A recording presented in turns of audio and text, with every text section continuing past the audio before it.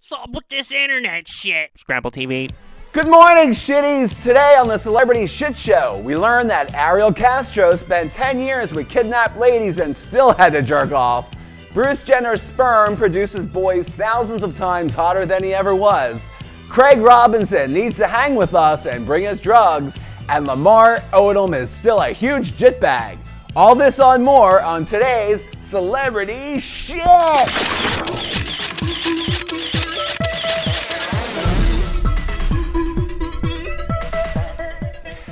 Ariel Castro, convicted Cleveland kidnapper, may have died by hanging himself while masturbating, known as auto-erotic asphyxiation, according to a new investigative report that was just released by the prison. Castro was discovered in his cell by prison guards on September 3rd, hanging from a hinge in the window of his cell with a bedsheet wrapped around his neck. That brings back memories. His death was initially ruled a suicide. At the time of his death, Castro was just a few weeks into his life sentence for kidnapping 3 women and holding them in captivity in his house for over a decade. So you had 3 women in your house for 10 years and still have to choke yourself while masturbating. You tell these women, get over here and choke me already. What are you now, bashful? People, please, get to know your captives.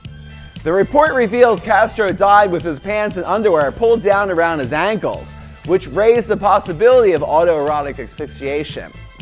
They also discovered pictures of his family arranged in poster board fashion. Hey family, look what I can do.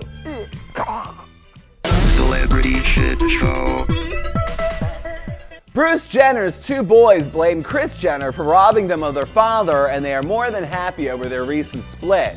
Brody and Brandon Jenner, both crazy hot since they look nothing like their father, became estranged from their dad when he married Kris in 1991, most likely because she looks like a man. They were raised by their mom, Linda Thompson, and David Foster, who married Linda after she divorced Bruce. We're told the boys were devastated and believe their real dad abandoned them. They also believe Kris is the one who convinced Bruce to jettison them in favor of his new family, and we're told Brody and Brandon know. Also, Bruce didn't pay child support for 10 years, and after that only $1,500 a month. Again, they believe Kris was pulling the strings on Bruce's tampons. Who wears the pants in that family?